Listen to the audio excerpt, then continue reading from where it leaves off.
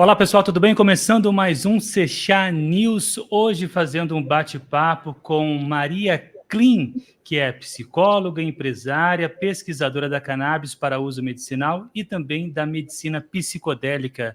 Maria, muito bom dia, você que fala aí diretamente de Portugal, muito obrigado por atender o Sechá. Leandro, obrigada a você. Super importante esse espaço, né? A gente poder ir quebrando os tabus, trazer ciência, trazer fatos empíricos que estão acontecendo, que não tem como mais negar essa medicina como uma medicina de uma oportunidade incrível aí para muitas pessoas. Mas eu ouvi direito, tem muito tabu mesmo na medicina canábica? Conta pra gente aí. Eu acho que a gente falar que não existe tabu seria né, algo hipotético, porque o que a gente vem observando exatamente nesse mercado são médicos, né, que têm uma postura de um conhecimento e que muitas vezes esse conhecimento vem de um lugar que é estático, ele não está exposto, nem está disposto, na verdade, mais do que exposto, disposto a entender o novo, uma nova possibilidade. Agora, isso é para todo mundo? Não, né? A gente tem muitos médicos hoje que estão realmente buscando alternativas, porque se você pensar, eu sou psicóloga, trabalho mais com saúde mental. Se você pensar, por exemplo, nos resultados, a gente já sabe, pelas pesquisas, que só 30% dos pacientes respondem às medicações antidepressivas, né? Você tem, num primeiro tratamento, Você fala das alopáticas, né? Das alopáticas, da medicina clássica, né? Então, você tem 45% desses pacientes que começam a responder a partir da quarta tentativa de tratamento. E esse número também não é real, porque também é um trial que as pessoas foram abandonando no meio do caminho. O que isso mostra para a gente? Isso mostra para a gente que a medicação, principalmente de saúde mental, ela mudou muito pouco nas últimas 2 décadas. Então, a gente está falando de um mesmo mecanismo de ação, com um novo nome, uma nova marca, mas o que a gente está vendo mesmo, empiricamente, são pacientes que fazem todo o dever de casa, tá? Eu recebo pacientes que eles estão tomando a medicação adequada, eles estão fazendo exercício, eles estão se alimentando bem, eles estão fazendo terapia, mas eles não estão respondendo à medicação. E até pouco tempo, antes dessa descoberta dessa medicina endocannabinoide, esse paciente ele estava sentenciado, porque era aquilo ou nada. Hoje a gente tem uma medicina onde o diagnóstico não é sentença. A gente tem uma medicina que é uma medicina de esperança para esse paciente em saúde mental, que não responde mais a esses medicamentos, na dor, que não responde mais às opioides, né? A gente tem muitos pacientes com dores refratárias, que é exatamente sobre isso. Então, é um momento maravilhoso, né? É um momento realmente, assim, de esperança, como eu disse. E isso é incrível. Agora, existe tabu, que é a sua pergunta inicial, assim, eu acho que sim, a gente ainda sente tabu. E não só da parte dos médicos, mas também da parte dos pacientes, e é natural, porque a gente vem de uma cultura onde se sugerem muitos tratamentos e muitos deles não são efetivos, né? E às vezes você começa um tratamento, aí você passa para um segundo, você soma doses, soma medicações que não foram nem estudadas em conjunto. Então, isso também é uma abordagem, né? E dentro dessa abordagem, eu não sou contra medicamento, tá? Medicação, tratamento clássico, de forma alguma. Mas o que eu pergunto para os meus pacientes é assim, tá funcionando para você? Putz, ok, vamos continuar. Agora, se não está funcionando, hoje nós temos outras alternativas. E não é só a medicina canábica. Exato. A gente tem a medicina psicodélica, né? O FDA aí liberando para estresse pós-traumático nos Estados Unidos. A gente tem microdose de psilocibina, imersão de psilocibina dentro de pesquisas, ayahuasca. A gente tem ibogaína para dependentes químicos. Então, é um momento de uma medicina que integra o paciente, esse sujeito, a sua potência de cura. E isso é o mais incrível.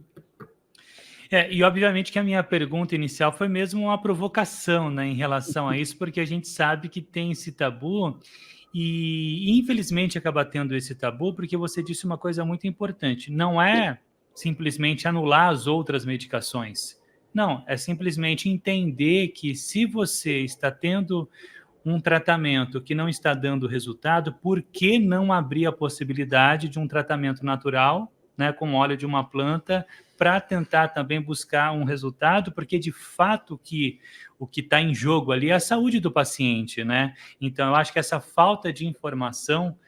Eu fiz uma entrevista o ano passado com uma médica que se chama Daniele Tondolo. Ela falou o seguinte, exatamente mais ou menos dentro desse papo que a gente está tendo aqui. Se alguém ler a bula de um antidepressivo, ninguém mais toma. Então, você vê, a gente tem um antidepressivo no mercado que as pessoas não têm nenhum tipo de resistência, mas por conta desse contexto histórico que envolve a planta, que é um medicamento, aí, um produto natural, acaba tendo essa resistência, né? E você, assim, que está dentro desse ecossistema, eu acho que a educação, a informação e principalmente que as pessoas passem a conhecer o sistema endocannabinoide, que o nosso corpo produz canabinoide por meio desse sistema, eu acho que é o caminho, né, para que as pessoas possam entender que o nosso corpo tem o sistema endocannabinoide, que é uma descoberta que revoluciona toda a pesquisa científica, né?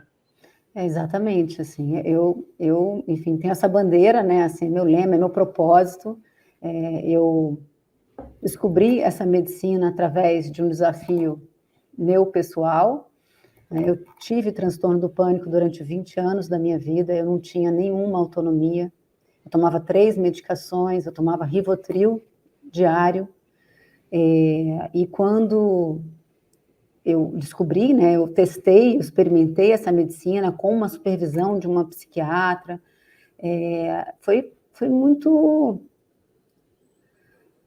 Foi um alívio, na verdade, né? Eu imagino. E assim, você imagina, durante 20 anos, e eu já tinha tentado xamã, curandeiro, vários tipos de medicações clássicas, alopáticas, meditação, enfim, tudo que existia, tudo que aparecia, porque para mim isso é uma questão importante, assim, um paciente em sofrimento... Ele quer a cura. Ele não está disposto, ele não está na mesa não tentar, porque onde ele está, não tem como ser pior, você entende? E só complementando você, Maria, rapidinho, e você falou uma coisa muito legal, eu acho que o paciente que tem dor, que sente dor, ela não tem preferência, ela quer tratar aquela dor, não é? Ele não tem preferência por um ou pelo outro, ele quer que algo resolva a sua dor, o seu problema. Claro, mas a gente tem como fazer isso com segurança, com acompanhamento médico. O legal é que lá, enfim, a gente falou aqui que eu sou empresária, né? Então, dentro da nossa empresa, a gente tem um acompanhamento médico, mas a gente também tem um acompanhamento psicológico.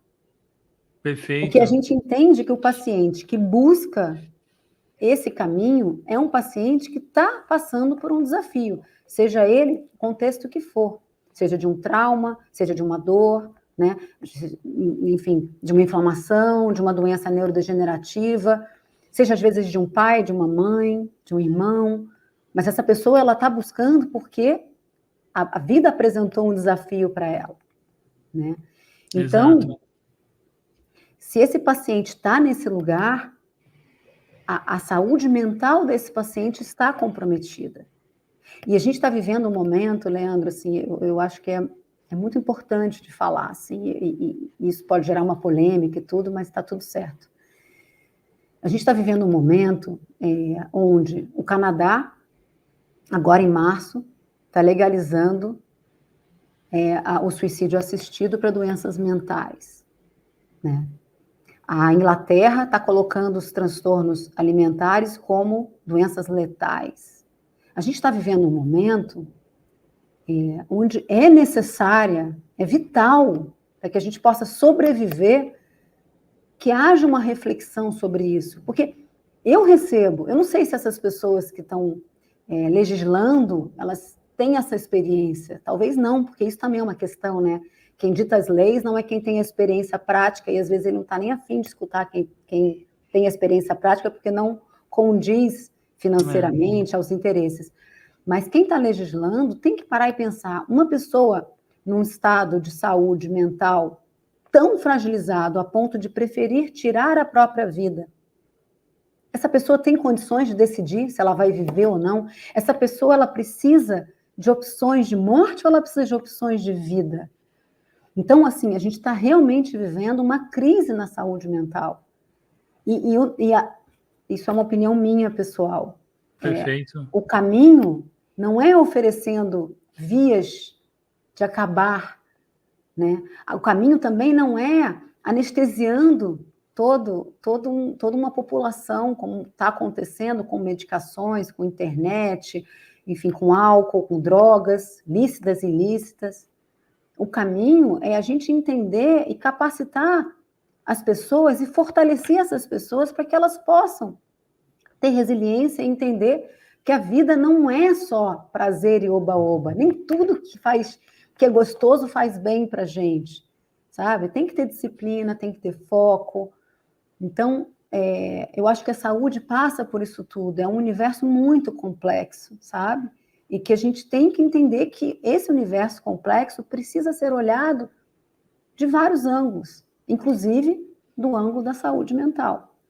Então, um corpo, por exemplo, um paciente que está com dor, como você falou, um paciente que está inflamado, nossa, as mitocôndrias, todo o processo dele físico está focado em sobrevivência, em acabar com aquele ponto específico. Só que está faltando energia para o resto. Então, não é um paciente que está no funcionamento equilibrado, né? Então, saúde mental e saúde física, elas andam juntos. E isso é uma proposta diferente que a gente tem, de realmente olhar esse sujeito como um universo complexo e inteiro, e dar suporte, a gente dá suporte para esse paciente, a gente dá suporte psicológico, a gente acolhe esse paciente. Tanto é que eu tenho investimento em 2 empresas e uma delas é focada exatamente nisso, nesse acolhimento. A minha sócia, ela é farmacêutica, então o acolhimento não é só do paciente, é um acolhimento dos médicos também. A gente viu isso na pandemia. Poxa, eu ainda hoje eu tenho talvez o mesmo número de pacientes, professores e alunos, médicos e pacientes, né? O sistema está colapsando de cima, né? Pessoas que deveriam estar ali conseguindo ter saúde mental para gerir, não estão tendo mais, porque está complexo.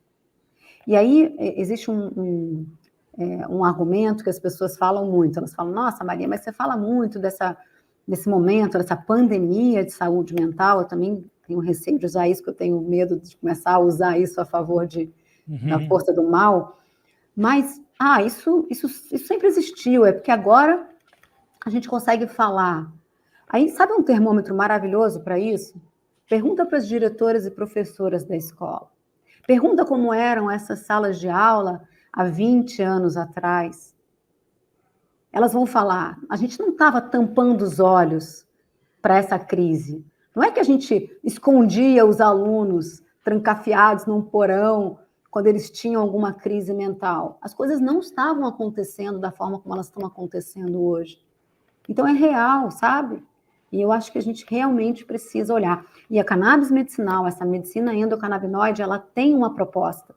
Ela tem a proposta de conectar o indivíduo com essa potência de cura. Ela organiza. Quando um biólogo vai estudar uma planta, ele não vai olhar a folha que está doente, ele vai olhar se esse solo está nutrido. A gente tem que fazer a mesma coisa. Através dessa medicina, a gente consegue organizar esse sujeito para que ele possa responder melhor aos desafios. Então, é uma visão importante, eu acho que é uma reflexão importante que a gente tem que ter, ainda mais aqui no seu canal, que é um canal onde muitos profissionais, muitos parceiros desse mercado, que fazem toda a diferença. É muito importante que a gente tenha essa potência juntos, né? Essa bandeira, tanto empresários quanto associações. é um caminho que a gente precisa de força unida. Não, perfeito. A sua colocação foi essencial, assim. E dentro dessa ideia, ainda falando um pouquinho sobre a resistência e o tabu, no seu ponto de vista, o que seria necessário ser feito para normalizar a cannabis aqui no Brasil? Por exemplo, a gente tem aí a camomila, né, que é super normalizada. As pessoas entendem que é uma planta terapêutica e utiliza ela de uma forma tranquila. Aí depois a gente tem a questão também da própria morfina, né, que as pessoas têm total desconhecimento, talvez, do que seja feita a morfina, e utiliza quando tem dor de uma forma super tranquila, sem qualquer resistência. Os opioides, né? Os opioides, exatamente. Matando milhões de pessoas hoje. E então, assim, mal sabem que vem do ópio, né? Então, assim, no seu ponto de vista, qual que é o caminho que deve ser feito para que as pessoas tenham esse entendimento? Porque eu acho que a grande revolução da medicina endocannabinoide aqui no Brasil vai ser quando paciente e médicos tiverem essa compreensão. Concorda comigo?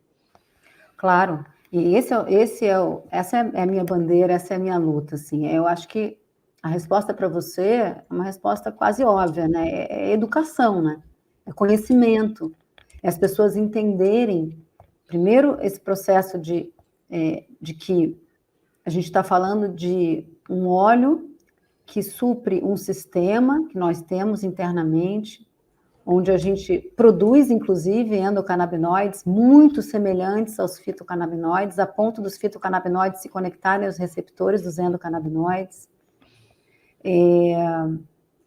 Entender que tabus, eles aconteceram de um ponto de vista histórico com o interesse financeiro, econômico e social. Entender que a cannabis medicinal é a mesma planta, né, a maconha, mas a diferença é que, e isso é um ponto de vista meu também pessoal, tá? Mas Claro, perfeito. a gente está falando de um produto, de uma substância com um alto padrão de qualidade, onde o paciente ele consegue olhar o lote, entrar no site e ver a composição, o certificado de análise daquele lote, ele sabe exatamente o que ele está tomando. Porque isso também, por exemplo, na medicina psicodélica e nos tabus que existem na medicina psicodélica, com os psicodélicos, na verdade, quando a gente fala de MDMA, né, overdose, enfim, e mortalidade e tal, existe um projeto que foi feito no Brasil, dentro com a polícia, onde foi recolhido os MDMAs, e eles fizeram testes, e o número foi assustador, assim, o número era 20% continha MDMA, 80% não tinha, nem MDMA. Então, o que acontece quando a gente está falando de um mercado ilícito é que esse indivíduo, ele nem sabe o que ele está usando. Então, a cannabis medicinal, ela veio suprir esse lugar, né? Onde existe um produto com qualidade, testado. Nós, por exemplo, testamos nos Estados Unidos e quando ele chega no Brasil, a gente faz um double check. Então, assim, é um produto de qualidade, testado e acompanhado por um profissional. Lembrando que esse sujeito que busca, ele está num momento, né, patológico, então a gente está com um olhar medicinal. Agora, até o olhar recreativo, se você parar para pensar, será que esse recreativo é mesmo recreativo? Porque tem muitos pacientes que chegam para mim e falam, Maria, então eu uso recreativo, eu falo, tudo bem, mas o que acontece quando você usa recreativo? Eu durmo melhor, eu transo melhor, eu como melhor, a vida fica... Já não é mais recreativo, você tem um propósito ali de melhora de bem-estar e qualidade de vida, já virou medicinal. Então, eu acho que são questões, como eu falei, né, essa potência dos nossos colegas, das pessoas, dos empresários, das associações, dos médicos parceiros. É muito importante que haja essa força conjunta para que a gente possa levar informação e educação para as pessoas entenderem que é uma medicina muito segura, mesmo. E Maria, dentro dessa ideia que você comentou, você vê, né, que a gente sempre está tomando um certo cuidado para falar sobre as coisas, né?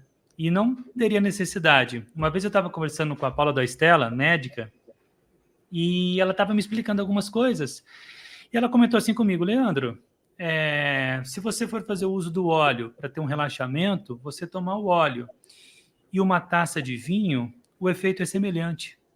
Você vai ter a mesma sensação de uma taça de vinho. Então, hoje eu posso chegar em casa e falar assim: ô pessoal, tudo bem? Senta ali no sofá, vou tomar uma tacinha de vinho para relaxar. Ninguém se espanta. Mas se você, vou fumar um ali para relaxar, um exemplo, vai. Ou que seja através do óleo, através da fumaça, eu acho que a planta é a mesma.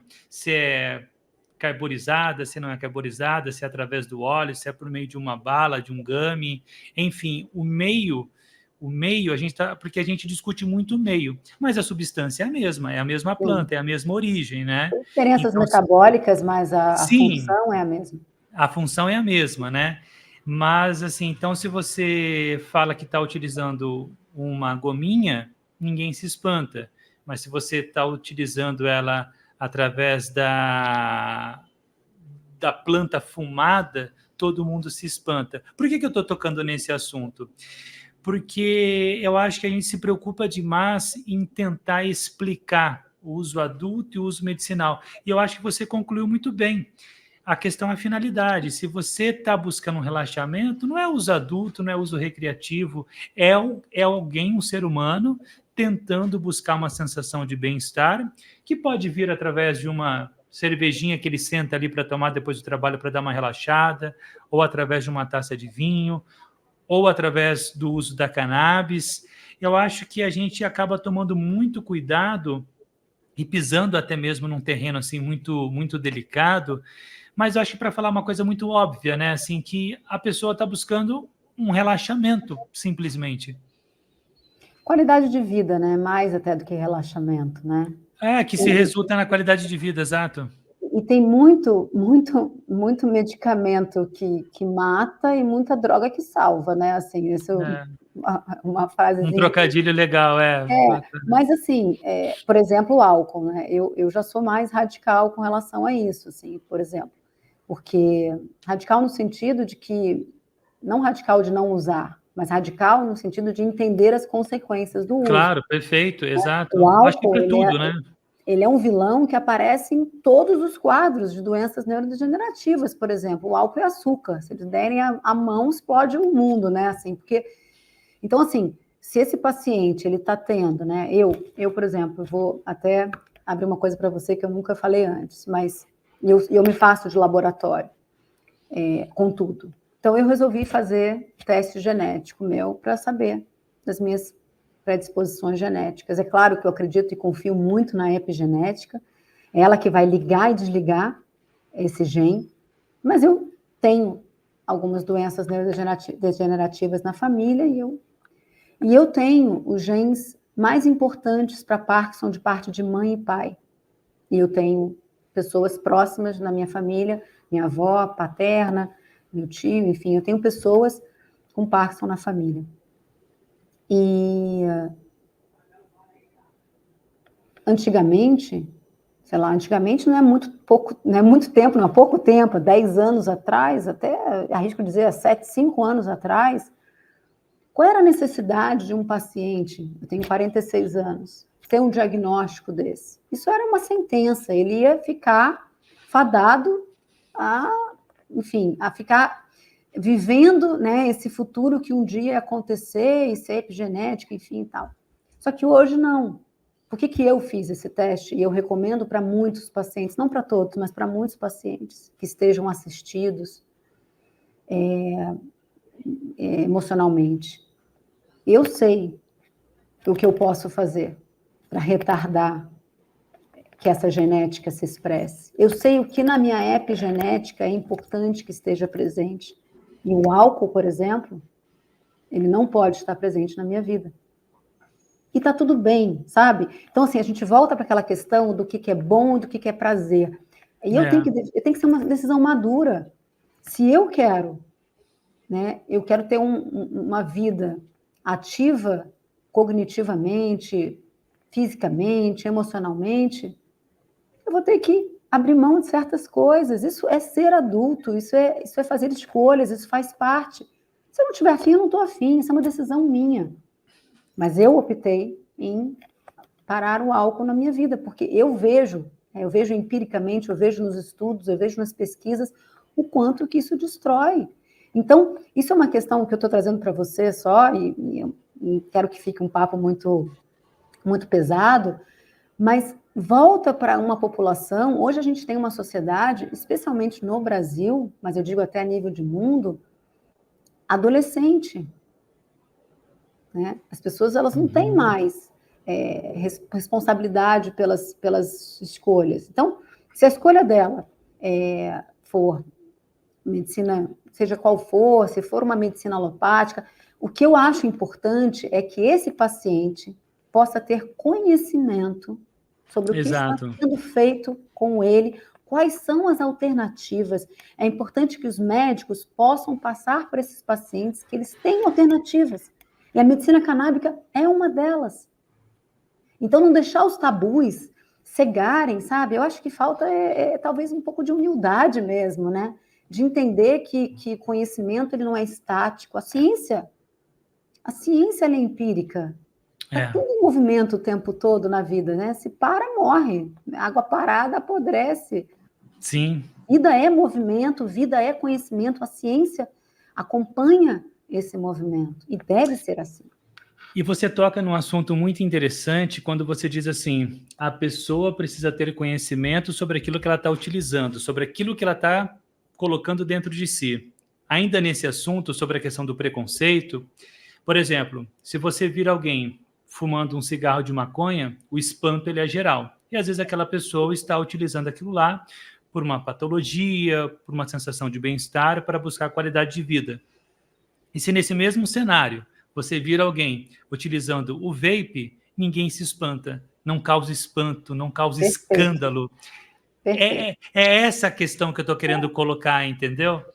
É uma sociedade, enfim, é o que a gente estava falando antes, assim, eu acho uma pena essa questão da gente ter conseguido, né, avançar e abrir o mercado para a flor, né? A gente tem pacientes que não conseguem outras vias. É extremamente importante que exista essa possibilidade, mas tem que ser levado a sério também, enfim, e a Anvisa fez o que fez, e achou que era o melhor, e a gente tem que apoiar com o mercado, e com a esperança de que em algum momento isso se transforme, que a gente tenha mais maturidade, talvez, para lidar. Mas o mais importante aqui nessa conversa é que as pessoas do mercado que estejam nos ouvindo, que a gente possa, né, se juntar nessa força, e os pacientes ou leigos e indivíduos que estejam buscando uma alternativa, existe uma alternativa. E você pode chegar para o seu médico e falar, olha, eu li, eu estudei, sabe, seja agente da sua vida, né? Porque, sim, poxa, a gente não pode nem acreditar em tudo que falam, nem entregar a nossa vida completamente. Então, você tem uma possibilidade, peça essa possibilidade. E outra coisa também importante, todo indivíduo, né, todo cidadão tem o direito dessa medicina. Então, existe hoje um processo de judicialização, muitas pessoas não sabem. Então, a gente faz esse acolhimento. Eu tenho um instituto no Rio, a gente trabalha com educação dentro das escolas públicas, e através desse instituto a gente vem fazendo pesquisa e fornecendo óleo e assistência médica para pessoas que não têm condições financeiras para fazer isso, e a gente está recolhendo esses dados em pesquisa, né? A gente se interessa muito por essa parte científica, a gente realmente quer que o indivíduo seja alcançado, né, nessa cura, que ele consiga encontrar esse caminho, essa possibilidade de que ela seja real. Então, é real para todo mundo? Não, mas para muita gente é. Então, a gente faz esse processo, então a judicialização também é uma possibilidade. Eu acho que a gente tem que levantar a voz e que as pessoas possam saber que elas têm alternativas e que a vida não precisa ser condenada a um diagnóstico, a uma sentença, a uma medicação eterna. Medicação a gente pode usar em momentos pontuais, e doenças crônicas. Eu tenho pacientes, por exemplo, esquizofrênicos, que a gente usa cannabis de forma consciente. Esse paciente tomava 70 gotas de Rivotril diário, hoje ele toma 5 numa crise. Ele saiu dos antipsicóticos? Não, a gente não está falando de substituir medicação, não todas. Mas se esse paciente já passa de 70 para 5 gotas de Rivotril, em 10 anos, o que significa isso? Na saúde mental, inclusive, desse sujeito? É. Bom, o bate-papo aqui está muito legal. A gente falou muito sobre saúde, mas eu queria também falar com a Maria Klin sobre mercado. Só que antes de a gente entrar na pauta mercado, fala o nome do seu instituto e se todas as pessoas podem participar, como que as pessoas podem ter acesso. Eu acho que é muito interessante isso, né? Essa questão da judicialização. E só reforçando aqui, a judicialização na saúde brasileira, né? Ou seja, a judicialização na saúde brasileira, ela não é só para cannabis, vários outros medicamentos, várias outras patologias, a população só consegue ter acesso, principalmente pela farmácia de alto custo, através de uma ação judicial. Então, só para a gente deixar claro aqui que essa questão da judicialização na saúde não é só algo que se restringe a cannabis, né? Não, várias outras patologias direito do também. cidadão. Exatamente. Fala um pouquinho para a gente do Instituto, o nome dele, como que as pessoas podem ter acesso. O Instituto é o Gaia, a gente faz sempre o acesso através da CB Pharma, porque é lá que a gente faz toda essa anamnese com esse paciente, a gente faz o contato com o médico, então a gente tem todo um processo para que esse paciente, então, seja direcionado para o Gaia. Então, sempre o contato através da CB Pharma, o Instituto se chama Gaia. Eu também sou sócia de uma outra empresa chamada Nativa Med, que a gente também faz esse acolhimento do paciente. Então, tanto através da Nativa Med ou da CB Pharma, a pessoa consegue ter acesso ao Gaia e a essa parte toda de judicialização. Legal, para a gente entrar agora no bate-papo sobre mercado, Maria, como que você enxerga o mercado da cannabis para 2024? A gente vê que a legislação ela está avançando aqui, embora ainda esteja caminhando aí de uma forma que o setor canábico gostaria que fosse um pouco mais acelerada essa maneira de tratar a legislação aqui no Brasil. Mas como que você enxerga e quais são as suas perspectivas de mercado agora para 2024? Olha, a gente vai conseguir, estamos agora em vias de poder vender o nosso produto na farmácia. Então, acho que isso vai trazer uma venda na pronta entrega, né? Vai trazer um acesso mais rápido a esse paciente. Nós não somos os únicos, já tem algumas empresas que estão também. Então, acho que isso foi um passo importante. Se eu não me engano, já tem 33 ou 34 medicamentos disponíveis nas farmácias. Sim, tem bastantes medicamentos. A gente entrou com uma linha de produtos, porque a gente entende que é um acesso, né? Um acesso mais rápido e mais direto para esse paciente. O que a gente vem fazendo muito, e que eu acho que é importante, porque fala desse mercado, é a certificação. A gente tem, na verdade, a gente faz cursos, então a gente capacita profissionais da área. Então, a gente tem as aulas, além das aulas, temos encontros para acompanhamento de casos, e como eu falei, através do Gaia também a gente acaba colhendo muito material para pesquisas científicas. E como eu enxergo o mercado um pouco como aconteceu com os Estados Unidos há um tempo. Eu acho que está acontecendo um filtro. Então, mesmo crescendo o mercado, também existem empresas que não estão consolidando, né, e se mantendo no mercado, enfim, isso é um processo natural, não é bom nem ruim. Para todos os setores, né? Para todos os setores, né? Para todos os setores. E eu acho que a gente está nesse momento dessa peneira, né? A minha visão é essa. E a minha preocupação é que a gente não se renda ao sistema e que a gente não vire, então, uma nova Big Pharma, né, uma geração aí 2024, né? Então, quando você fala não se render ao sistema, o que você quer dizer com isso? Quer dizer pensar só em números, pensar só em resultado, não pensar na eficiência, querer que seja uma medicina que é para todo mundo, né? Então, assim, não fazer essa preocupação, não ter essa preocupação de fazer esse filtro de quem é esse paciente, vai se beneficiar ou não vai se beneficiar, não esquecer do propósito dessa medicina. É um propósito, de fato, de trazer essa natureza de cura, regular esse sujeito, deixar ele mais capaz de responder aos desafios. Não é medicar por medicar, não é medicar a todo custo. Então, isso para mim é uma visão que a gente deve manter em alerta, porque não necessariamente ela é fácil de identificar e não necessariamente ela é fácil de resistir também, né? Claro. Perfeito. Então, a preocupação da gente não esquecer o propósito dessa medicina. E não estou dizendo para você que o financeiro não seja importante, é claro, né? Eu sou empresária, é claro, até porque quanto mais resultado na empresa eu tenho, mais gestão eu tenho para fazer no instituto com relação aos pacientes, né, que não têm condições. Então, as coisas estão interligadas, mas não cegar somente com esse critério, sabe?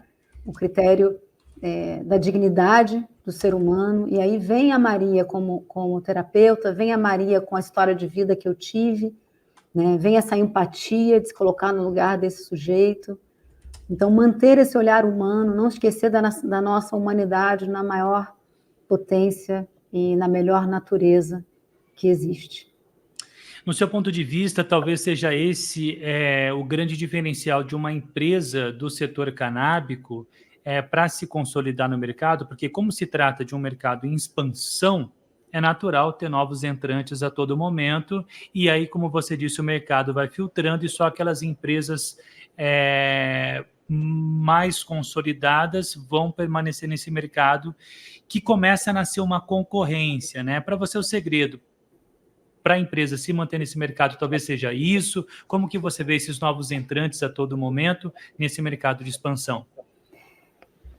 Eu não tenho muito tempo, tá, Leandro, para ficar observando as outras empresas, mas o que eu consigo te dizer é que, assim, os pacientes que vêm para a gente, né, são pacientes que são cuidados, olhados, eles são realmente acolhidos. E faz toda a diferença, e talvez, assim, eu não conheço outra empresa que faça, deve existir, mas faz muita diferença, e isso existe por esse olhar meu, né, de psicóloga, essa importância que a gente dá para a saúde mental e esse cuidado com esse paciente na saúde mental. Então, o paciente que ele tem um acesso aos nossos canais muito próximo e muito possível.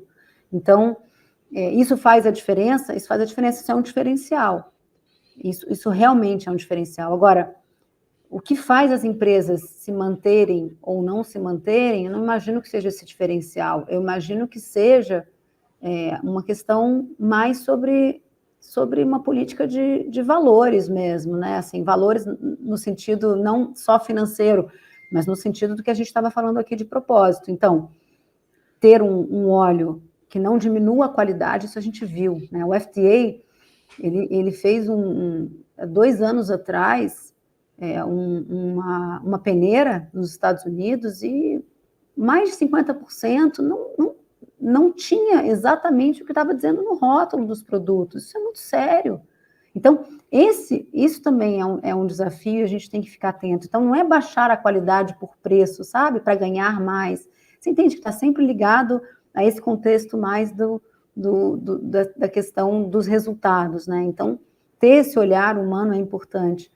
E o que eu acho que faz a empresa sobreviver é qualidade e preço. Então, manter um preço justo e manter a qualidade, não perder a qualidade, na minha visão, são os pontos mais importantes e são os pontos, junto com a questão da importância da saúde mental, que nós acordamos todos os dias, nos reunimos, falamos e temos essa força mesmo, essa potência na empresa de manter. Isso é um Isso é um acordo nosso, né, com o nosso paciente e com a sociedade, de um modo geral.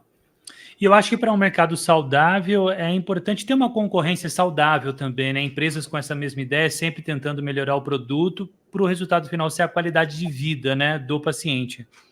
Claro, e super importante. E se mais empresas estão fazendo um trabalho bom, nossa, é um fortalecimento dessa medicina. O problema é quando as pessoas começam a fazer besteira, né? Eu, por exemplo, psicólogo, eu vejo às vezes uns psicólogos que eu falo, meu Deus, sabe, assim, às vezes queima o mercado. Então é importante que todo mundo leve com seriedade. Eu torço mesmo, eu fico muito feliz quando eu leio uma notícia de um concorrente que tenha tido, sabe, uma vitória. De verdade, assim, eu acredito muito nesse mercado como um grande mercado unido, porque a gente está brigando com gente grande, né? E dentro dessa ideia ainda de mercado, como que você enxerga a questão da geração de empregos, né? A gente vê dados aí que são divulgados que o mercado da cannabis ele pode ser muito promissor na geração de empregos aqui no Brasil. Como que você enxerga essa questão? Você acredita que o mercado canábico ele pode sim ser uma nova mola propulsora aí do mercado para a geração de empregos? Eu acho. Eu acredito nisso, a gente vê isso, né? Assim, cada empresa crescendo, o nosso quadro era 5 vezes menor em 2022, 2023 menor também, agora a gente deu um crescimento grande, então eu acho que... Por quê? Porque a inteligência artificial, ela não vai... esse é um assunto outro polêmico, mas ela não vai substituir o acolhimento, né? Então, de novo, as empresas que estão preocupadas com esse ser humano, com esse indivíduo que está do outro lado, ela tem que ter um acolhimento, tem que ter empatia. A empatia só existe de um ser humano para outro.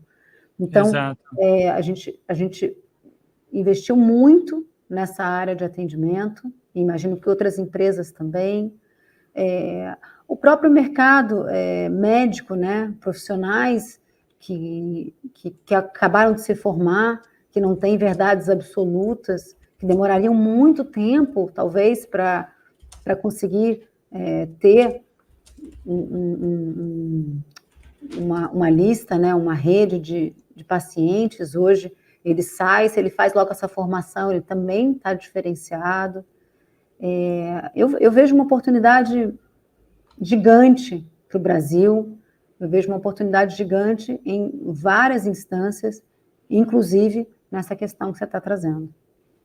E eu tenho um dado aqui muito legal, que é um dado da Kayamide, que a gente soltou numa matéria, inclusive aqui no portal Sechá, que diz que o mercado canábico ele pode gerar mais de 328 mil empregos em 4 anos no Brasil, pensando aí em todos os estágios sendo avançados em termos de legislação, né? Então, teria esse potencial de criar mais de 328 mil empregos entre formais e informais nos próximos 4 anos, considerando todas as cadeias produtivas da cannabis medicinal. Então, você vê que é um mercado muito promissor, né?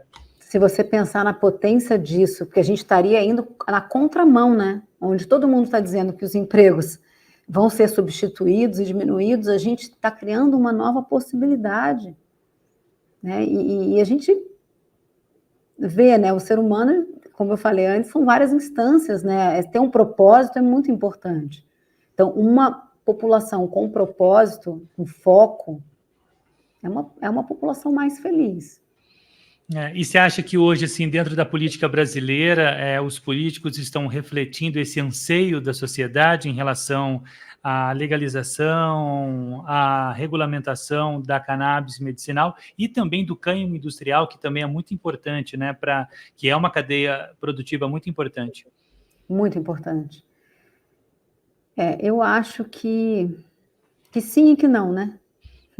Eu acho que tem pessoas importantes levantando essa bandeira, e tem pessoas também que, enfim, talvez por outros interesses, ou talvez até, eu acredito mais até por falta de educação e conhecimento, por não entenderem a potência dessa medicina, a segurança dessa medicina.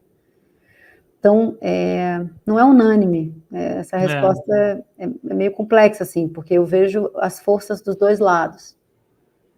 E ao mesmo tempo, assim, não é uma crítica, tá, que eu vou fazer, mas o Brasil é um país muito religioso, né? Então, eu acredito que muitos políticos já entenderam a importância da cannabis medicinal, da cannabis industrial também, que é o cânhamo, né? Porque eles têm acesso às informações, são pessoas que têm privilégios de ter acesso a esse tipo de informação, que, infelizmente, a população, em sua maioria, acaba não tendo esse privilégio de poder acessar estudos, o conhecimento, mas eu acredito que, por essa questão do medo de perder reduto eleitoral, medo de confrontar algumas crenças, algumas ideias, que o Brasil é um país muito religioso, então ele acaba sendo muito fechado em relação a isso. No meu ponto de vista, eu acredito que os políticos já têm esse conhecimento, mais ainda porque eles ficam, de certa forma, refém de uma eleição, eles acabam não mexendo tanto e não avançando tanto em relação a isso. Sim, eu acho, concordo com você, mas ao mesmo tempo eu tenho exemplos próximos de pessoas bastante religiosas e que com meia hora de conversa entenderam.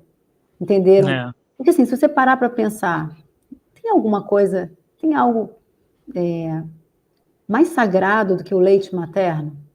O Exato. leite materno é cheio de endocannabinoide. Então, na verdade, existe também uma resistência quando... Existe uma resistência de todas as partes, existe uma resistência nossa também, que para a gente é tão óbvio, e aí ver o outro, né, sendo contra, você fala, mas espera aí, por quê? Eu sempre olho para as pessoas e falo, gente, qual é a história que trouxe essa pessoa até agora com essa opinião? Às vezes a pessoa tem um adicto na família, né?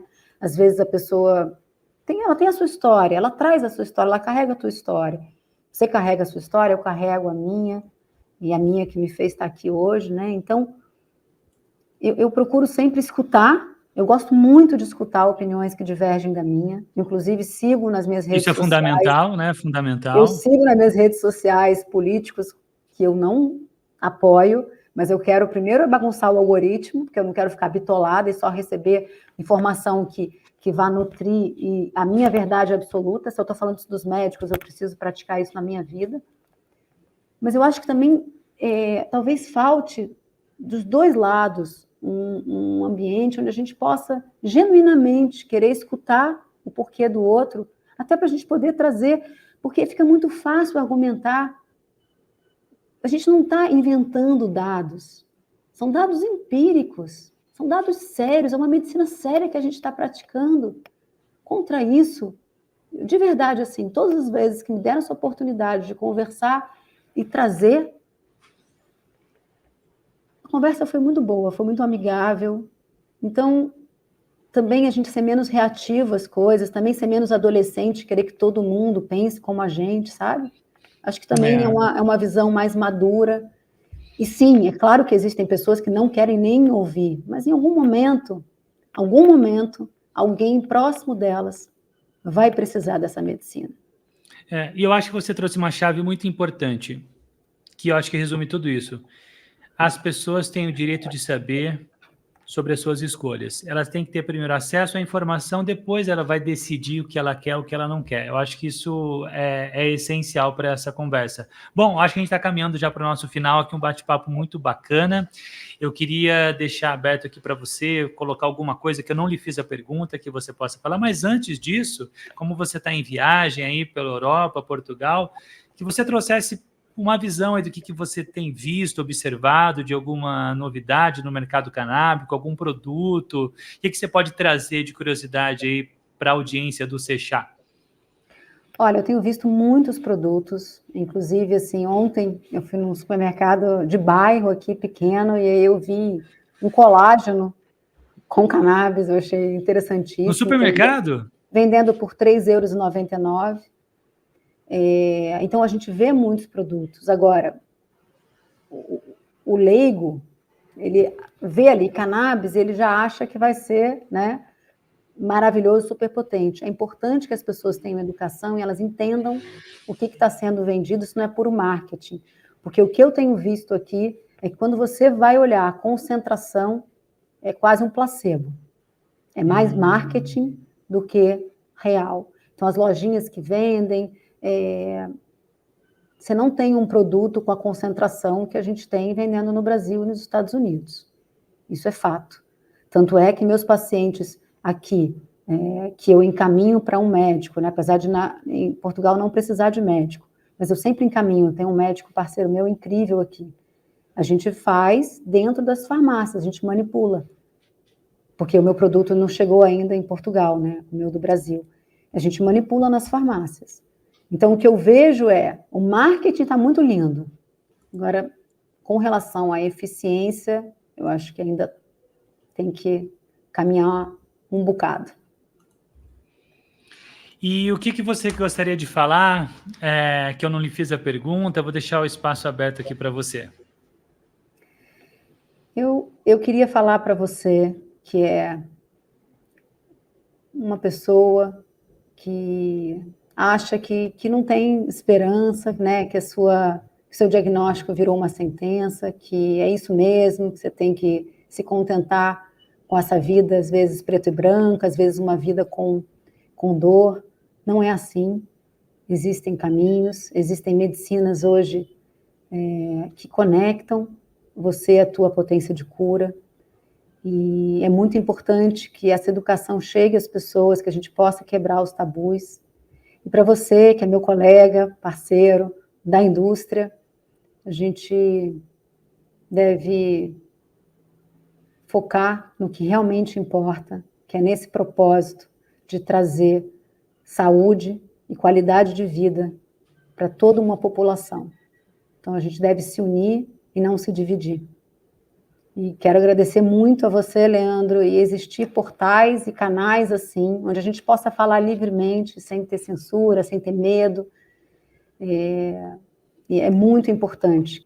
Maravilha, e deixar o convite para você também para participar da Medical Cannabis Fair e do Congresso Brasileiro de Cannabis Medicinal, que a gente vai realizar aqui em São Paulo nos dias 23, 24 e 25 de maio. Você é a nossa convidada para estar lá, tá bom? Ótimo, obrigada, Leandro. Foi muito legal o bate-papo com você, viu? Obrigada. Obrigada a todos aqui que estão assistindo a gente. E a você, muito obrigado pela sua audiência aqui no Sechá News. Hoje uma conversa muito legal com Maria Klin, empresária, psicóloga, pesquisadora da cannabis medicinal e também da medicina psicodélica. Muito obrigado aí pela sua audiência e até o próximo Sechá News.